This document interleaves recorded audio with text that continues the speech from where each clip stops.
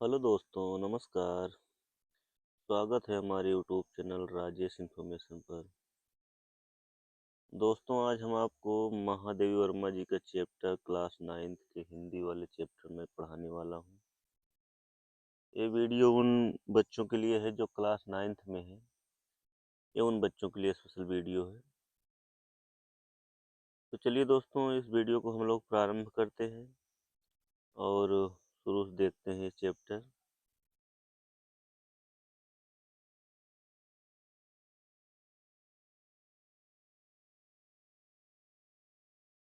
अब इसमें बताया जा रहा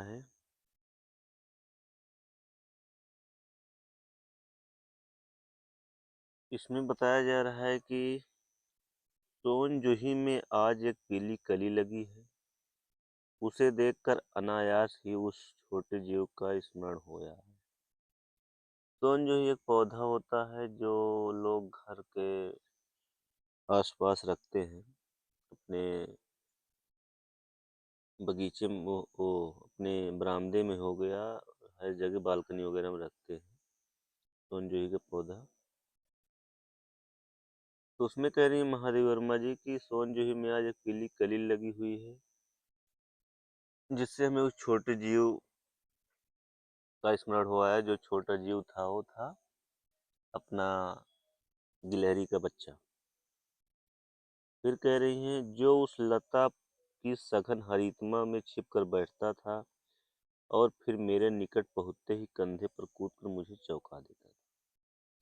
कह रही है कि जो वही सोनजोही की लता उस पत्ते पर जहाँ खूब गजी पत्ती थी वहीं पे छिपकर बैठ जाता था और मेरे निकट, जब मैं निकट आती थी उस पेड़ के, तो मेरे ऊपर, मेरे कंधों पर कूदकर मुझे चौंका देता था। फिर कह रही हैं कि तब मुझे कली की खोज रहती थी। तब मुझे तब मुझे कली की खोज रहती थी, पर आज लघु प्राणी की खोज है। अब कह रही हैं कि तब उस समय, तब मुझे तो कली की खोज रहती थी।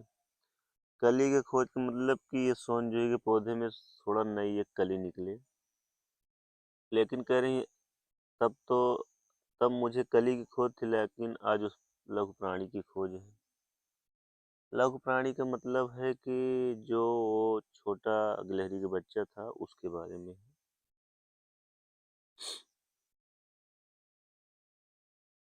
फिर कह रही हैं कि परंतु वह अब तक इस सोनजोही की जड़ में मिट्टी होकर मिल गया होगा। जाने कौन स्वर्णिम कली के बहाने वही मुझे आज चौंकाने ऊपर आ गया हो। कह रहे हैं कि वे सोनजोही की जड़ में, हालांकि वो सोनजोही के पौधे के नीचे ही उसका दाह संस्कार भी किया गया था जब गिल्लू मरा था। तो कह रहे ना जाने वही मुझे चौंकाने के लिए पत्ते के रूप में आ गया है। फिर कह रहे हैं कि अचानक एक दिन सवेरे कमरे से बरामदे में आकर मैंने देखा, दो कौवे एक गमले के चारों ओर चोंचों से छुआ छुआल जैसा खेल खेल रहे थे। अब महादेवी वर्मा जी कह रही है कि अचानक एक दिन मैं सवेरे कमरे के बरामदे में जाकर देखा, तो मैंने देखा कि दो कौवे चोंचों से छुआ छुअल जैसा कोई खेल खेल रहे हैं। अब कह रही है काक भुसुंडी भी एक विचित्र पक्षी है, एक साथ समादरित, अनादरित तथा अति सम्मानित एवं अति अवमानित। कह रही है कि काक भुसुंडी भी एक विचित्र पक्षी है, भी तरह तरह की हरकतें अपनी करते रहते हैं। अब यहाँ थोड़ा वो बता रही हैं, अपने अपने मन की भावना को बता रही हैं।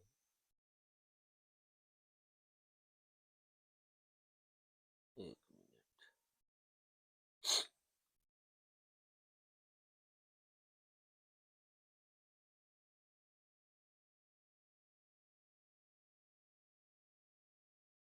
कह रही हैं कि आज हमारे पुरखे ना गरुड़ के रूप में आ सकते हैं, ना मयूर के रूप में, ना हंस के रूप में। अब कह रहे हैं कि जो हमारे पूर्वज हैं वो ना एक गरुड़ के रूप में आ सकते हैं और ना ही एक मयूर एक मोर के भांति, ना ही हंस के रूप में आ सकते हैं। उन्हें पितृपक्ष में हमसे कुछ पाने के लिए काग बनकर ही अवतीर्ण होना पड़ता है। तो ऐसा बताया जाता है कि पितृपक्ष में जो कौवा आपके घर पे आता है वहीं आपके पूर्वज हैं, ऐसे माना जाता है। तो वही कह रहे हैं कि वही हो सकता है कि अब यहाँ बता रहे हैं कि मुझे अगर अपने पूर्वजों का मानना है तो पूर्वज लोग का कौवा बनकर आते हैं, तो अगर मुझे भी कभी अपने बाद में पूर्वजों को देखना पड़े तो मुझे भी कौवा बन के आना पड़ेगा, ये बता रहे हैं।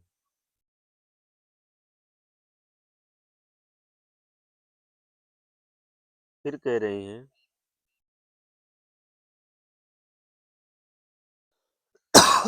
फिर कह रही हैं कि इतना ही नहीं, हमारे दूरस्थ परिजनों को भी आने का मत संदेह इनके कर्कश स्वर में ही देना पड़ता है। अब कौवे बता रहे हैं कि अगर कोई अपना मित्र या दोस्त या रिश्तेदार आ रहे हैं तो कौवा ही संदेश देता है। अगर आपके घर में कोई कौवा आकर कुछ काँव काँव कर रहा है तो ऐसा माना जाता है कि आपके कोई दूरस्थ या परिजन आने वाले हैं। फिर कह रहे हैं दूसरी ओर हम कौवा और काँव काँव करने की अवमानना के अर्थ में ही प्रयुक्त करते हैं। अब कह रहे हैं दूसरी ओर थोड़ा कौवे को अवमानना का मतलब है कि एक अपशगुन के रूप में लेते हैं कि कौवा चिल्ला रहा है, कहीं कोई अनहोनी तो नहीं होने वाली।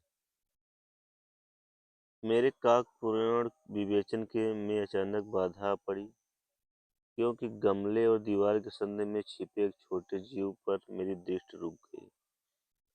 अब यहाँ बता रही हैं जब गिल्लू का बच्चा एक वो थोड़ा उसके कुछ जख्म वगैरह हो गए थे, एक घायल अवस्था में जब मिला था, तो वो बता रहे हैं कि मेरी गमले की दीवार पर मेरी दृष्टि रुक गई। निकट जाकर देखा तो गिलहरी का छोटा सा बच्चा है, संभवतः घोंसले से गिर पड़ा है और कौवे जिसमें सुलभ आहार खोज रहे हैं। अब कह रही हैं कि गिलहरी का एक बच्चा गिरा हुआ है जिसमें कौवे क्या कर रहे हैं, उसको अपना आहार बनाना चाहते हैं, उसको खाना चाहते हैं। अब यहाँ से कहानी वो स्टार्ट होती है गिल्लू की, यहाँ से जहाँ से निकट जाके मैंने गिलहरी का बच्चा देखा, यहाँ से वो गिल्लू की कहानी स्टार्ट हो जाती है। अब आगे हम लोग देख लेते हैं। काकद्वय की चोंचों के दो घाव उस लघु प्राणी के लिए बहुत थे। वह निश्चेष सा गमले में चिपटा पड़ा था।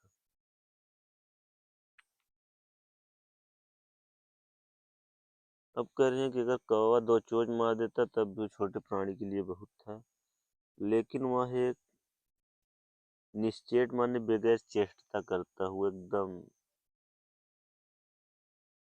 एकदम मतलब जो एकदम ऐसा समझ लीजिए कि एकदम सुस्त पड़ा हुआ।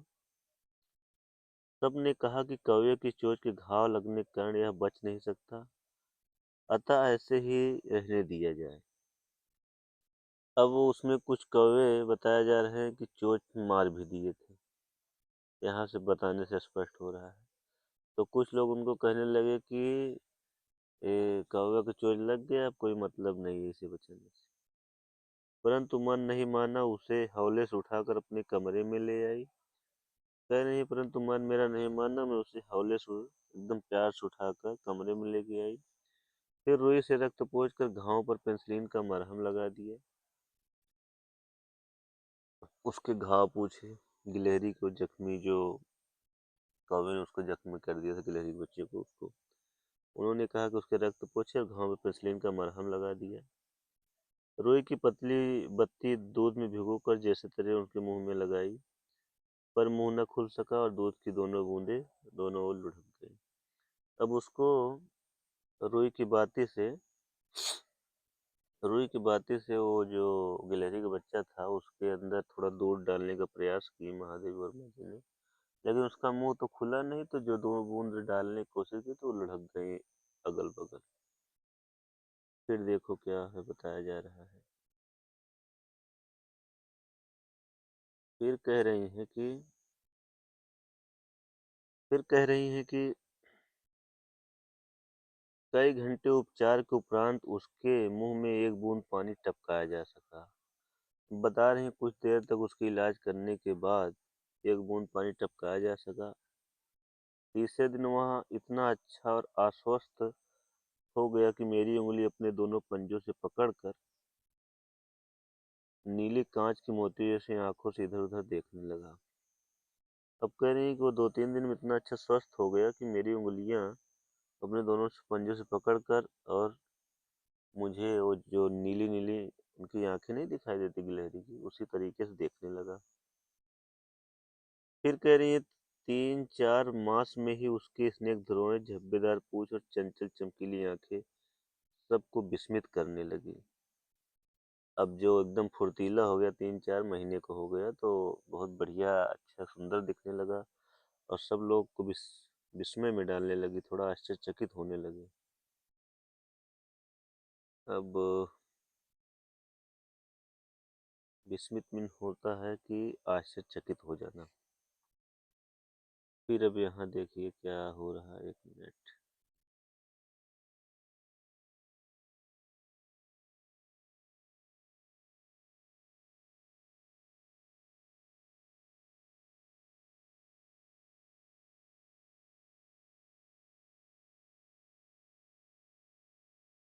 एक मिनट यार, कहाँ चला जाता है, बाद में छोटा बड़ा करना रहता है।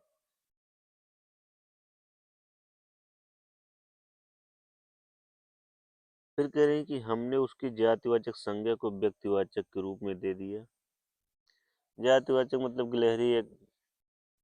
गिलहरी एक जाति होती है जानवरों की, जीवों की, तो उसको एक व्यक्तिवाचक संज्ञा के रूप में पूरा एक जैसे इंसान का बच्चा रहता है साथ में, और वैसे वो भी रहने लगा, तो उसे एक व्यक्तिवाचक रूप दे दिया। इस प्रकार उसे हम गिल्लू कहकर बुलाने लगे, उसका नाम गिल्लू रख दिए। मैंने फूल रखने की एक हल्की डलिया में रुई बिछाकर उसे तार से खिड़की पर लटका दिया। अब कह रही एक डलिया में हमने रुई बिछाया और तार से उसको खिड़की पर लटका दिया।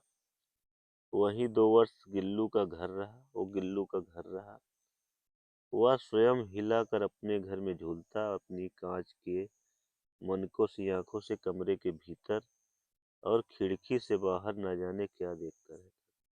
अब कह रहे हैं महादेव वर्मा जी की मैंने उसका गिलहरी का वो जो क्या बोलते हैं, खिड़की पे एक डलियम बनाया था उसके घर, उसमें से वो बाहर देखता रहता था, अपने उसी में घूमता रहता था, डलिया के बाहर देखता रहता था। परंतु उसकी समझदारी और कार्यकलाप में सबको आश्चर्यचकित होता था। परंतु वो बहुत हर चीज बारीक से समझता था और कुछ ऐसा क्रियाकलाप करता था कि सबको आश्चर्यचकित हो जाते थे कि ये जीव ऐसा कैसे कर सकता है।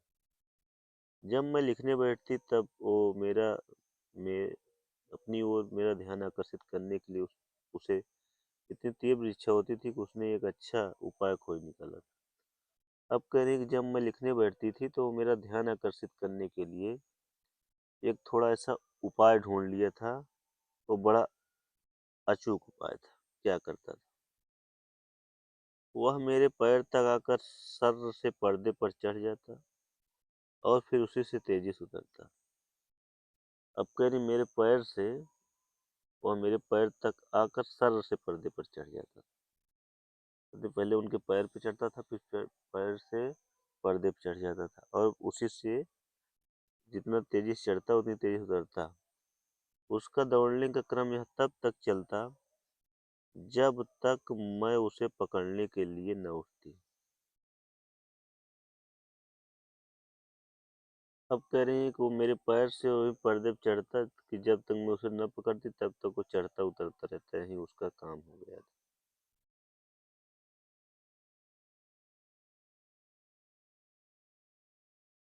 अब आगे देखते हैं। जब मैं गिल्लू को पकड़ कर एक लंबे लिफाफे में इस प्रकार रख देती थी कि अगले दो दो पंजों और सिर के अतिरिक्त सारा लघुगाद लिफाफे के भीतर बंद रहता। अब कह रहे हैं कि जब उसको पकड़ती थी तो एक लिफाफा में उसी को रख देती थी, तो दोनों पंजे और अपना सिर बाहर करता और बाकी उसका शरीर अंदर रहता। इस अद्भुत स्थिति में कभी कभी घंटों, अब कह रहे हैं कि इस अद्भुत स्थिति में कभी कभी घंटों मेज पर दीवार के सहारे खड़ा रहकर वह अपनी चमकीली, एक मिनट, अब कह रहे हैं कि ऐसा क्रिया वह बार बार करता था। कई घंटों तक दीवारें पर उसी के सहारे खड़ा रहता था, उसी लिफाफे में।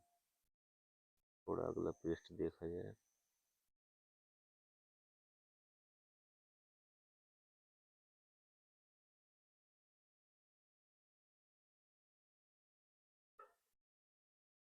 चमकीली आंखों से मेरा कार्यकलाप देखता रहता था। अब कह रहे हैं जब उसे लिफाफा में रखती थी ना, तो उसी में वो देखता रहता था। फिर भूख लगने पर चिक चिक करके मानो वह मुझे सूचना देता और काजू बिस्कुट मिल जाने पर उसी स्थिति में लिफाफे से बाहर वाले पंजों से पकड़ कर उसे कुतरता रहता। कह रही है कि जब उसे भूख लगती थी तो बहुत चिक चिक करने लगता था और काजू बिस्कुट मिल जाने पर उसी लिफाफे में ही पंजों से पकड़ कर उसे कुतरता रहता था और खाता रहता था। फिर गिल्लू के जीवन का प्रथम बसंत आया। नीम चमेली की गंध मेरे कमरे में हौले हौले आने लगी। अब कह रहे हैं कि गिल्लू के जीवन का प्रथम बसंत आया, यानी उसके जीवन का पहला बसंत काल आया और नीम और चमेली की गंध मेरे कमरे कमरे में आने लगी। बाहर की गिलहरियों की खिड़की की जाली के पास आकर चिक चिक करने से ना जाने क्या कहने लगी। बाहर की गिलहरियां भी उसके पास आने लगी चिक चिक करने के लिए और ना जाने उससे क्या कहने लगे। फिर गिल्लू देखो क्या करता है। तो गिल्लू को जाली के पास बैठकर अपने पन से बाहर झांकते देखकर मुझे लगा कि इसे मुक्त करना आवश्यक है। मैंने कीले निकालकर जाली का एक कोना खोल दिया और इस मार्ग से गिल्लू ने बाहर जाने पर सचमुच ही मुक्ति की सांस ली। अब कह रही है कि जब वो खिड़की के पास गिलहरियां बाहर की आने लगी थी, तो कि हमने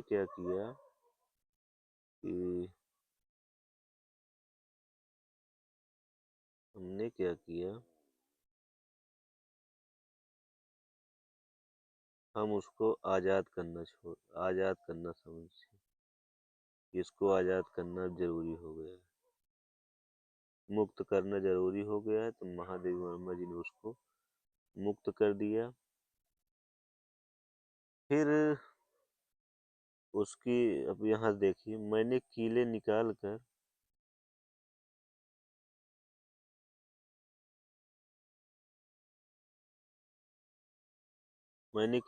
कर जाली का एक कोना खोल दिया और इस मार्ग से न बाहर गिल्लू ने बाहर जाने पर सचमुच ही मुक्ति की सांस ली। अब कह रहे हैं जब खोल दिया तो वो भी बाहर आने जाने लगा और वो एक आजाद महसूस करने लगा। इतने छोटे जीव को घर में पले कुत्ते और बिल्लियों से भी बचाना एक समस्या थी। अब कह रहे हैं छोड़ तो दिए, लेकिन कुत्ते बिल्ली का डर रहता था कहीं खा ना जाए। आवश्यक कागज पत्रों के कारण मेरे बाहर जाने पर कमरा बंद ही रहता। मेरे कॉलेज से लौटने पर ही कमरा खोला गया और मैंने भीतर पैर रखा, वैसे ही गिल्लू जाली के भीतर आकर मेरे पैर सिर से पैर तक दौड़ लगाने लगा। अब कह रहे हैं हमारे वर्मा जी, मुझे कागज पत्रों के कारण घर से बाहर जाना ही रहता था, तब तक कमरा बंद रहता था। लेकिन मेरे जब कॉलेज से लौटने पर ही मैं आती तो कमरा खोलती तो मेरे कमरे के भीतर आ जाता और वहीं जाली के द्वार से जाली के द्वार से वो भीतर आकर मेरे पैर हाँ जाली के द्वार से वो भीतर आ जाता था और उनके पैर पर वो खेलने लगता था और सिर से पैर तक दौड़ लगाने लगता था, चढ़ने ऊपर लगता था।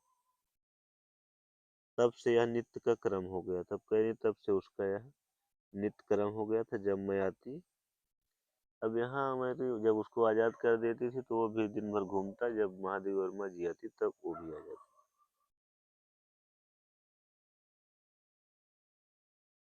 अब यहाँ बता रहे हैं कि मेरे कमरे से बाहर जाने पर गिल्लू की खिड़की खुली जाली की बाहर चला जाता और दिन भर गिलहरियों के झुंड में नेता बना रहता। अब कह रहे मेरे कमरे से बाहर जाने के बाद गिल्लू भी खिड़की से निकल कर बाहर चला जाता था और दिन भर गिलहरियों के झुंड में रहता था और नेता बना रहता था। हर डार पर उछलता कूदता और ठीक 4 बजे खिड़की से भीतर आकर अपने झूले में झूलने लगता। अब कह रही है कि डेली तो बाहर जाता लेकिन 4 बजे वो खिड़की से भीतर आ जाता था और वो जो महादेव वर्मा जी ने उसका झूला बनाए थे रहने का घर, उसी पे आकर झूलने लगता था। और मुझे चौंकाने की इच्छा उसमें न जाने कब और कैसे उत्पन्न हो गई थी। कभी फूलदान के फूलों में छिप जाता तो कभी पर्दे की चुन्नट में, कभी सोंजू की पत्तियों में। अब कह रही है कि वो जैसे मुझे सरप्राइज देना चाहता था कि मैं यहाँ हूँ, मैं यहाँ हूँ। तो वो कभी पर्दे में छिपा मिलता था, कभी सोंजू की पत्तियों में छिपा मिलता था, कभी फूलों में मिलता था। तो जब वहाँ जाती तो मिल जाता था तुरंत फटाक से। तो वही कह रही कि वो मुझे सरप्राइज देना चाहता था जिससे कि मैं यहाँ हूँ। अब आगे देखते हैं दोस्तों।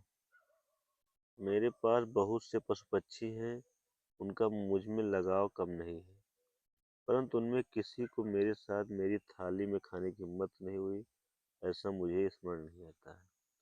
अब कह रहे हैं कि मेरे पास और भी उस समय पशु पक्षी थे लेकिन सबसे मुझे उतना ही लगाव था, लेकिन मेरी थाली में खाने की हिम्मत किसी जीव की नहीं हुई, लेकिन ऐसा मुझे स्मरण नहीं आता। मुझे स्मरण ऐसा नहीं आता कि मेरे थाली में और कोई नहीं खाने आता था, लेकिन ये जो गिल्लू है एक खाने आता था।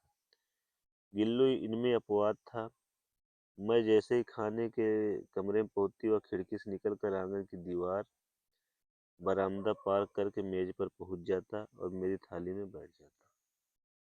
अब कह रही मैं जैसे खाने के कमरे में पहुंचती तो वह खिड़की से निकलकर आंगन की दीवार पर आ जाता और बरामदा पार करके मेरी मेज पर पहुंच जाता। मेज पर पहुंच जाता और थाली में जाकर उनके बैठ जाता था। बड़ी कठिनाई से मैंने उसे थाली के पास बैठाना सिखाया। अब कह रहे हैं कि उसे काफ़ी दिनों के बाद हमने उसे बैठना सिखाया, थाली के पास कैसे बैठा जाता है। फिर उसके बाद जहाँ बैठकर वह मेरी थाली में एक चावल उठाकर बड़ी सफाई से खाता रहता। अब कह रहे हैं कि उसे मैंने बैठना सिखाया और वो मेरी थाली से एक चावल उठाकर बड़ी सफाई से खाता रहता था। काजू उसका खाद्य प्रिय खाद्य था। अब कह रहे हैं काजू उसका एकदम बढ़िया वाला खाना था, वो उसे बढ़िया खाता था।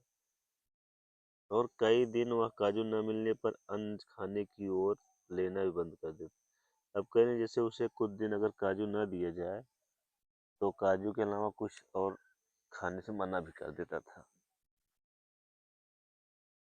और या झूले के नीचे उसे फेंक देता था। अगर काजू न मिले 2-4 दिन तो अगर कोई दूसरा चीज़ मिल रहा है तो उसे क्या करता था वो कि उसे नीचे फेंक देता था। अब आगे वाले स्लाइड को देख लेते हैं।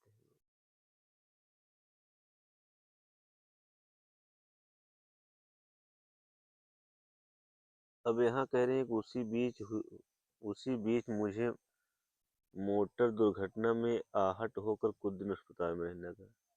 अब इसी बीच उनका क्या कहते हैं कि मोटर दुर्घटना हो गई थी महादेव वर्मा जी का, तो उनको अस्पताल में रहना पड़ा था। उन दिनों जब मेरे कमरे का दरवाज़ा खोला जाता था तब गिल्लू अपने झूले से उतर कर दौड़ता और फिर किसी दूसरे को देखकर वह तेजी से अपने घोंसले पर जा बैठता। अब कह रहे हैं कि उस समय गिल्लू आता तो, लेकिन जब मेरा कमरा खोला जाता वो आता तो, लेकिन किसी दूसरे को देख के वो फिर से उसी पेड़ पर चला जाता था खिड़की से निकलकर। और सब उसे काजू दे जाते थे, परंतु वो अस्पताल से लौटकर जब मैंने उसके झूले की सफाई की तो उसमें काजू भरे मिले, जिनसे ज्ञात हुआ कि वह उन दिनों अपना प्रिय खाद्य भी कम खाता। अब कह रही है कि जब मैंने अस्पताल की छुट्टी हुई, जब मैंने आकर देखा, तब उन्होंने काजू भी नहीं खाया था। अपना उसका बेस्ट खाना भी उन्होंने छोड़ दिया था, कम खाता था, ऐसा उनको मालूम चला। मेरी अस्वस्थता से वह तकिए पर सिरहाने पर बैठकर अपने नन्हे-नन्हे पैरों से मेरे सिर और बालों को इतने हौले-हौले सहलाता रहता कि उसका हटना एक परिचालिका के हटने के समान है। अब कह रहे हैं कि जब तक मैं अस्वस्थ थी, तब वह मेरे तकिए के पास आकर बैठता और वो मेरे सिर पर अपने नन्हे-नन्हे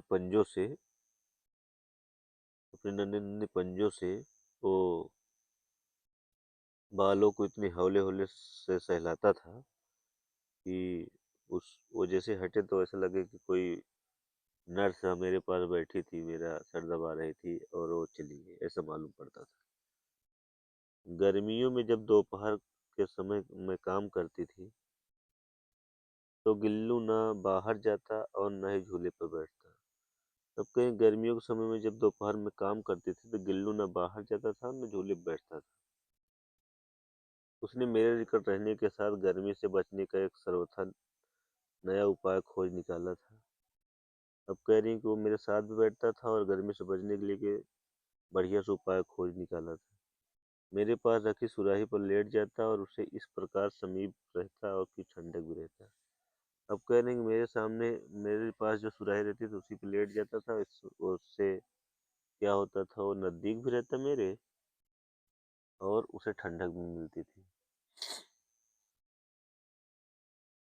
अब यहाँ इस लाइन में गिलहरी के अंत के बारे में बताया गया है कि महादेवी वर्मा जी उनके अब अंतिम वर्ष के बारे में बता रही हैं कि गिलहरियों के जीवन की अवधि 2 वर्ष से अधिक नहीं होती, अतः गिल्लों की जीवन यात्रा का अंत ही आ गया। अब कह रही हैं गिलहरियां भी ज़्यादा दिन तक नहीं जीती, उनकी मुख्यतः 2 से 2 साल से अधिक नहीं जीती हैं, तो उसकी भी जीवन यात्रा का अंत आ गया था। दिन भर उसने न कुछ खाया और न बाहर गया। रात में अंत की यातना में वो अपने झूले से उतर के मेरे बिस्तर पर आया और ठंडे पंजों से मेरी उंगली पकड़कर वो हाथ से चिपक गया। अब कह रहे हैं कि जब उसके मान लीजिए जिस दिन उसकी मृत्यु का दिन था, उस दिन की वाक्य बता रहे हैं। ये झूले से उतर कर मेरे बिस्तर पर आता था और ठंडे ठंडे पंजों से मेरी उंगली पकड़कर हाथों से चिपक गया था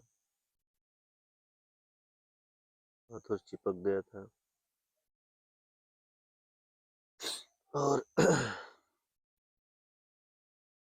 हाथों चिपक गया, जिससे उसे अपने बचपन की मरणासन स्थिति में पकड़ा। अब कह रही वो ऐसे चिपक गया था जैसे मैं उसको पाई थी मरणासन की मरने की स्थिति में, वो ऐसे ही चिपक गया था। पंजे इतने ठंडे हो रहे थे कि मैंने जाकर हीटर जलाया, उसे उष्णता देने का प्रयत्न किया, परंतु प्रभात की प्रथम किरण के स्पर्श के साथ ही वह किसी अन्य जीवन में जागने के लिए सो गया। अब कह रही है कि जब उसे उसके पंजे को ठंडा देखा हमने, तो उसे थोड़ा हीटर के पास ले गए, लेकिन उसको गर्मी देने का प्रयास की, परंतु प्रभात की प्रथम किरण के स्पर्श के साथ, यानी जैसे सुबह हो गई उसकी पहली जब किरण पड़ती है, वही किरण के साथ वो सदा के लिए सो गया। यानी उसकी मृत्यु ही प्रातः काल में हुई, जब सूरज की पहली किरण पड़ती है और उसकी मृत्यु हो गई। अब यहाँ बताया जा रहा है कि वो किसी और दूसरे जीवन में जागने के लिए हमेशा के लिए सो गया। फिर उसका झूला उतार कर रख दिया गया, खिड़की की जाली बंद कर दी गई, परंतु गिलहरियों के लिए नई पीढ़ी जाली उस पर चिक चिक करती रहती और सोंजही पर बसंत आता ही रहता। अब कह रही है कि जब उसकी मृत्यु हो गई तो हमने जो उसका झूला उतार दिया और खिड़की की जाली जो खोले थे उसको भी बंद कर दिए, परंतु गिलहरियों की नई पीढ़ी जाली पर चिक चिक करती रहती। अब कह रही है कि उसी खिड़की की जाली पर जो गिलहरियों का झुंड आता था वो वहां आती थी और चिक चिक करती रहती थी और सोनजोही पर भी बसंत आता रहता था। सोनजोही लता के नीचे गिल्लू को समाधि दी गई। अब कह रहे हैं सोनजोही की लता के नीचे उसकी समाधि दी गई गिल्लू की, इसीलिए उसे इसीलिए इसीलिए भी वह उसे वह लता सबसे अधिक प्रिय थी, इसलिए भी लघुगाद का। तब कह रहे हैं कि उसे भी वो सोनजोही के पास रहना पसंद था और उसका छोटा शरीर भी। किसी वासंती दिन किसी बसंती दिन जूही के पिलाप छोटे फूल खिल जाने का विश्वास मुझे संतोष देता है। अब कहें किसी दिन जो सोनजूही में कोई पुष्प लगता है तो मुझे फूल में खिल जाने का विश्वास मुझे संतोष देता है। अब कह रही हैं कि जब सोनजूही में कोई फूल लगता है तो ऐसा लगता है कि जैसे मेरा गिल्लू जीवित हो गया है। उसी को देखकर वो महादेवी वर्मा खुश होती हैं। ऐसा उन्होंने बताया है अपने इस चैप्टर के बारे में। इसमें एक छोटे गिल्लू की कहानी है। आशा करता हूँ दोस्तों हमने उस कहानी को बढ़िया स्पष्ट तरीके से बताया। अब आप लोग इसको बगैर स्किप किए हुए देखना, क्योंकि इस चैप्टर में हमने एक एक वाक्य और एक एक अर्थ स्पष्ट किया हूँ। और जहाँ आपको लगे कि इसमें कोई त्रुटियां हैं तो आप नीचे कमेंट बॉक्स में कमेंट कर सकते हैं, तो हम आपके इस उत्तर को बताने का प्रयत्न करेंगे। और तब तक के लिए हम लोग आपसे मिलते हैं अगली अपनी नई वीडियो में। अब हम लोग क्या करेंगे कि आप लोगों के लिए डेली एक चैप्टर की व्याख्या लेके आएंगे, जिससे कि आपको डेली एक वीडियो हिंदी की क्लास की मिलती रहेगी। तब तक के लिए दोस्तों आपसे नमस्कार। जय हिंद, जय भारत।